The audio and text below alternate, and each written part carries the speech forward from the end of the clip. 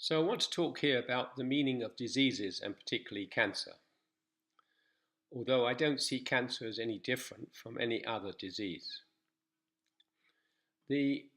Our research has shown that diseases are a form of communication. They're a form of communication from ourselves to ourselves. Because we're not really very good at it, including me, we tend to bury things that we don't want to pay attention to, and we're not aware that that burying has consequences. So whether we have cancer or whether we have throat complaints like I've got at the moment, or any other thing wrong with us, or arthritis or high blood pressure, what's happened is that we've buried some stuff or not processed is actually quite important.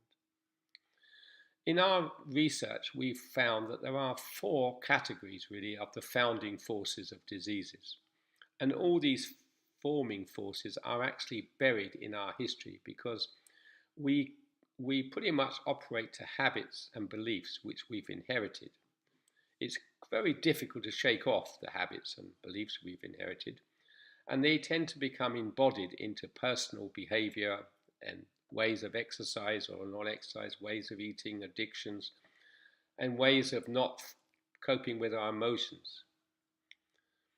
But the four categories of diseases we've come across are toxins, which are quite easy to see. So that in the old days when people painted ships with lead paint, you got toxic effects from the lead, but you could also inherit that.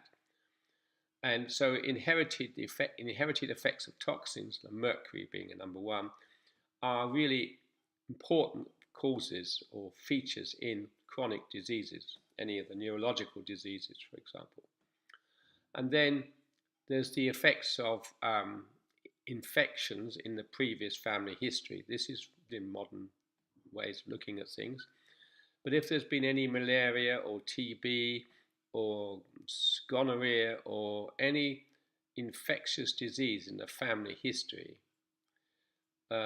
it's almost certainly left an imprint in the genetics, which, if reawoken by something that looks vaguely like it, like influenza, can bring in a pattern of limiting behavior or limiting immunity, if you like, that is very dominant and can restrict the life and therefore make diseases more likely.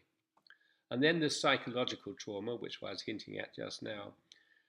Most of us are not good at managing all our inner psychological traumas, things that affect us. And we're all the inheritors of wars, the traumas of wars and genocides and abuse and incest, and these things are all there somewhere in most people's history. So a loss and grief and so what happens is in our lives, what we experience an event, maybe a divorce or separation from a child or some sort of serious conflict at work, and this resonates with deep inherited roots. And it's the fact that it resonates with deep inherited roots which get activated that stops us being able to resolve it that easily. So, and that's one of the serious leaders of cancer.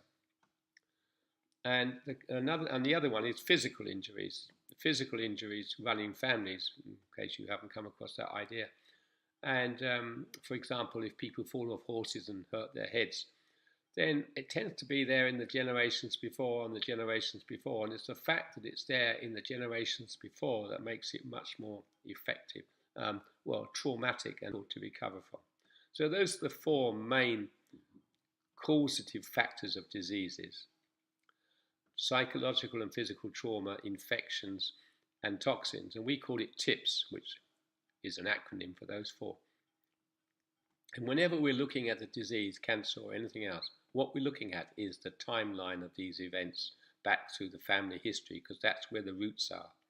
And if we can get to some of these roots and effectively release them, can do with source resonances, then we have a reasonably good chance of helping change the course of the disease from inevitable, unrecoverable to recoverable. And we're not suggesting that you stop doing anything to do with the cancer, any treatments you're doing. All we're suggesting is you add this in and see if it helps. And what we request is that you fill in a questionnaire, which is quite deep, and don't skip any questions of importance. And then you talk to me for 15 minutes to find out if you really do want to carry on with this.